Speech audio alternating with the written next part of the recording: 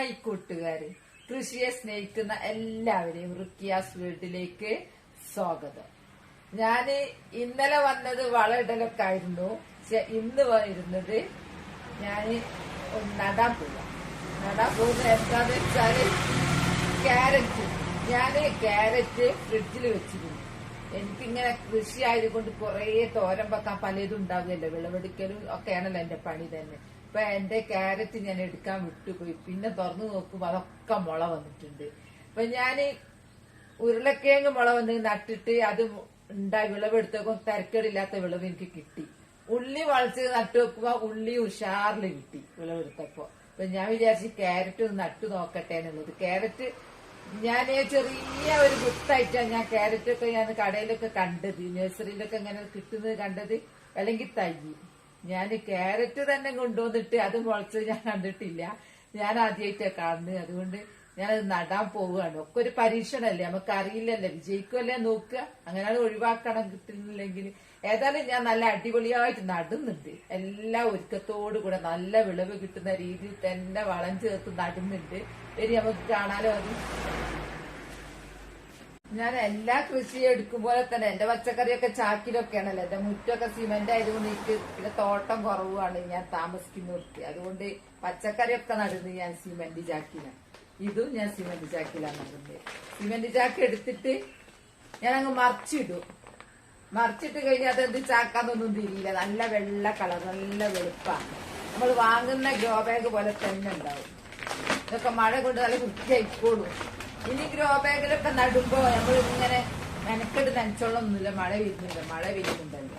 മഴക്കാലം തുടങ്ങിയല്ലോ. ഇനി നമുക്ക് ഇതും നടാം.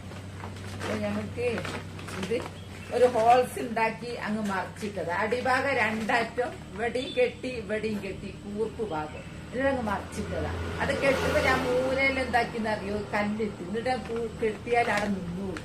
അതൊക്കെ ഓരോ സൂത്രപ്പണികളാ. നല്ല നിന്നിട്ട് പിന്നെ അങ്ങനെ നിൽക്കുകയും ചെയ്യും. പിന്നെ അങ്ങനെ റൗണ്ട് നിൽക്കും. ഒന്നും കൂടി റൗണ്ട് ആവും. കാരണം ഞാൻ സാധനം ഇട്ട് കഴിഞ്ഞാൽ ഇതിലേക്ക് വളങ്ങളൊക്കെ ചേർത്ത് കരിയിലൊക്കെ ഇട്ട് കഴിഞ്ഞാൽ റൗണ്ടിൽ നിന്നു. അപ്പൊ കാണുമ്പോ റൗണ്ട് കുറച്ച് കുറവൊക്കെ നിങ്ങൾക്ക് തോന്നും. ഏതായാലും ഞാൻ ഇതിലാണ് നടാൻ പോകുന്നത് എന്റെ ക്യാരറ്റ്.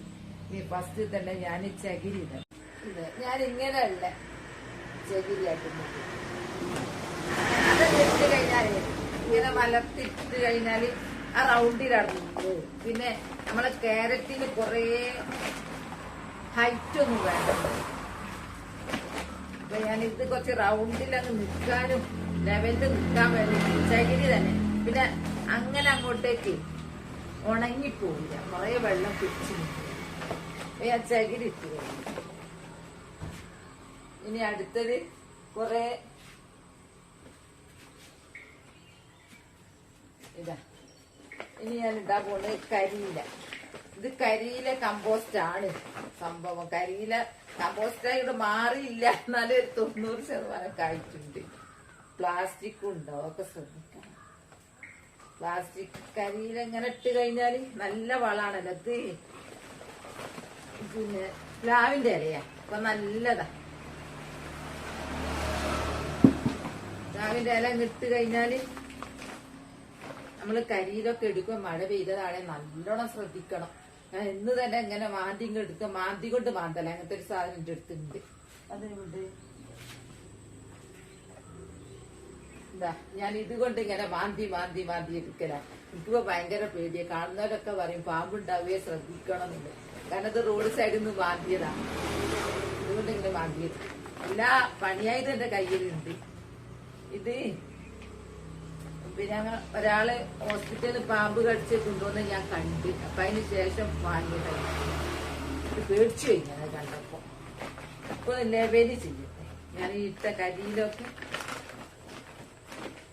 എല്ലാം ലെവല് ചെയ്താൽ കരിയിലോണ്ട് കുറെ ഗുണങ്ങളുണ്ട്. നല്ലൊരു വളമാണ്. പിന്നെ നമ്മളെ മണ്ണ് ഉറച്ചു പോവില്ല. മണ്ണ് പാറ പോലെ ഉറച്ചാല് വേറെ. ഇനി ഇടുന്നത് കരിയിലും മണ്ണും കൂടി ചേർന്നാണല്ലോ. ഇനി ഇടുന്നത് പച്ചില വെള്ളം. ഇത് ചീമക്കൊന്നൻ്റെതാണ്. ചീമക്കൊന്നൻ്റെത് നല്ലൊരു വളം. ചീമക്കൊന്നന്റെ തണ്ടൊക്കെ ഇപ്പൊ നടുന്ന സമയമാട്ടോ. അങ്ങ് നട്ടു കൊടുത്താൽ മതി. നമ്മൾ ഒന്നും അറിയണ്ട. മഴ പെയ്ത് അതങ്ങ് ഉഷാറിൽ മുളച്ചോളൂ. അധികം പൊക്കത്തിൽ വിടാണ്ട് നിന്നാ മതി. ഇങ്ങനെ വെട്ടി കൊടുത്തോണ്ട് നിന്നാൽ നിറയെ ഇലകൾ ഉണ്ടാവും. നമ്മൾ തോട്ടത്തിലേക്ക് വെട്ടിയാൻ കിട്ടാറ് നല്ല വളാണത്. അതാ ഞാനിത് എടുത്തത്. എല്ലാരും ഇപ്പൊ അങ്ങനെ ചെയ്യുന്നുണ്ട്. ഇപ്പൊ ഈ ജൂണിന്റെ ആരംഭമാണ്, മഴ തുടങ്ങി കഴിഞ്ഞു. അപ്പൊ അങ്ങനത്തെ ഒക്കെ ചെമ്പരത്തി കുത്തി കൊടുക്കാതിരുന്നൊക്കെ അതിനൊക്കെ പറ്റിയ ടൈമായി. അവിടെ മുളച്ചു ഞാൻ ഇട്ടുന്നത് എന്റെ മുറ്റം അടിച്ചു വാരി ഇട്ടതാണ്. എന്റെ മുറ്റം അടിച്ചു വാരിയാൽ ഉണ്ടാകുന്നത് എന്താ അറിയോ? എന്താ പൂക്കള എന്റെ ഉണ്ടാവുക, കരിയിലുണ്ടാവില്ല. പൂക്കൾ ഇങ്ങനെ നിറഞ്ഞിതൊക്കെ പൂക്കളാണ്. പൂക്കളിങ്ങനെ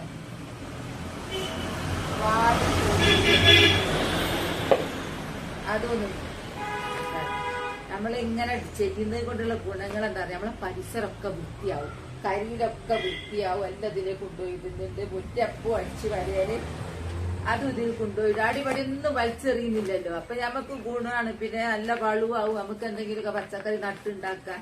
സിമന്റ് ചാക്ക് വേണം. സിമന്റ് ചാക്ക് ഗ്രോ ബാഗ് മതി. സിമന്റ് ചാക്ക് പിന്നെ ഇഷ്ടം പോലെ കിട്ടാണ്ടാവും. ഇപ്പൊ എല്ലാവരും പൊരപ്പണിക്ക് എടുക്കുന്ന ഒരു ടൈമാണ്. തിരക്ക് പിടിച്ച മഴയാവും. ഇനിയും ഞാൻ ഇടുന്നത് ഇവിടെ പുല്ല് പറിച്ചതും കർമൂസിന്റെ തണ്ടൊക്കെ ഒരു മരുന്ന് പോലെയാ ഇല.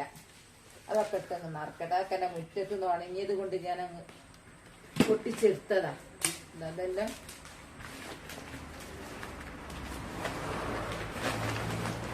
എല്ലാം ഇട്ട് നറക്കുക. ഞാൻ ഗ്രോ ബാഗിൽ ഫസ്റ്റിലിടുന്നതേ ഉള്ളൂ കേട്ടോ. പിന്നെ ഞാൻ ഒന്നും ചെയ്യുന്നില്ല. പിന്നെ നനച്ചു കൊടുക്കലേ ഉള്ളൂ. ഇപ്പൊ നനയ്ക്കും വേണ്ട. മഴക്കാലം തുടങ്ങിയില്ലേ? ഇവിടെയൊക്കെ നല്ല മഴയില്ല. ഒക്കെ അമർത്തി കൊടുത്താല് കൊറേ കൊണ്ടുപോയി. അതും മേലെ ഞാന് കുറച്ചും കൂടെ മണ്ണും കരിയിലെ കമ്പോസ്റ്റ് ഇട്ടു.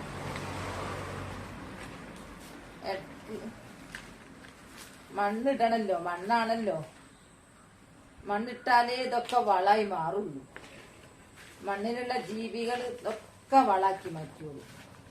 കുറെ കഴിഞ്ഞാൽ നമ്മൾ ഇതിൽ എന്താ ഇട്ടെന്ന് തന്നെ അറിയില്ല. ഫുൾ മണ്ണായിരിക്കും. എന്റെ വിളവെടുക്കുമ്പോ കാണാം. ഞാൻ എന്റെ ഉരുളക്കിഴങ്ങ് വിളവെടുത്തപ്പോ നിറയെ കരിയിലിട്ടിരുന്നു. വിളവെടുത്തപ്പോ ഫുൾ മണ്ണ്. പക്ഷെ തിരക്കില്ലാത്ത വിളവും കിട്ടി കേട്ടോ. ഞാനത് ഗ്രൂപ്പ് ചാനലിൽ ഇട്ടതാ. ഞാൻ ഗ്രൂപ്പ് എന്ന് പറഞ്ഞിരുന്നു. ചാനലിൽ ഇട്ടത് ആ ഇട്ട് അതിന്റെ വിളവ് കണ്ടിട്ടാണ് ഇപ്പൊ ഞാൻ ക്യാരറ്റുമേലേക്ക് ഇറങ്ങിയത്. ക്യാരറ്റ് മുളച്ചത് കണ്ടപ്പോ റൗണ്ടായില്ലേ, കൊറേ റൗണ്ടായില്ലേ. കുത്തി ഇനി ഇട്ടിട്ടത് ചാരം, വെണ്ണീര്. ഇപ്പം വെണ്ണീരും ഇങ്ങനെ അങ്ങനെ ചെലവഴിക്കുള്ളൂ. വെണ്ണീര് ചൂടാണെന്ന് പറയൂ. പക്ഷെ മഴക്കാലല്ലേ, അപ്പൊ പിന്നെ പ്രശ്നമില്ല.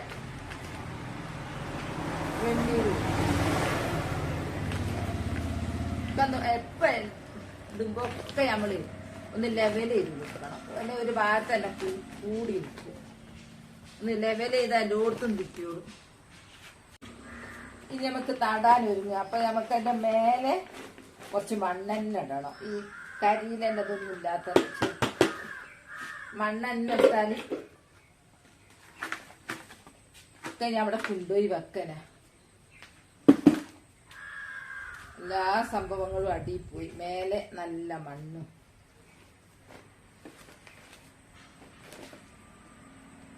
മണ്ണിലും ഉണ്ടാക്കി കല്ലൊക്കെ എടുത്ത് മാറ്റണം. ഇതെല്ലാം ഇതിലുള്ള നല്ല വളമുള്ള സംഭവങ്ങളാണ് ഫുള്ള്.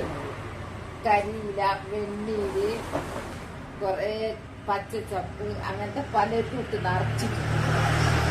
കരിയില കമ്പോസ്റ്റിനെ മതി. ഇനി നമുക്ക് നടാൻ തുടങ്ങാം. ഇതാ കണ്ടില്ലേ മുളച്ച് വന്നത്? ഇത്രയും മുള വന്നിട്ടുണ്ട്. എന്ത് കളറായിരുന്നറിയ കൊണ്ടുവന്നപ്പോ. ഇപ്പൊ മുള വന്നിപ്പോ കളറിനെ കുറച്ച് മങ്ങലുണ്ട് കേട്ടോ. അപ്പൊ ഞാൻ ഇതാണിതാ ഒന്ന് വലുതായിട്ടുണ്ട്. മുള വന്നിട്ട് ഇല വരെ വരാൻ തുടങ്ങി. ഇതാണ് നടുന്നത്. ഇത് ഫുള്ള് ഒന്ന് തന്നെ നടുന്നത്. മഴയത്തങ്ങ് വെച്ചാല് മേലെ കുറച്ച് മണ്ണും അങ്ങ് ഇട്ട് കൊടുത്താല്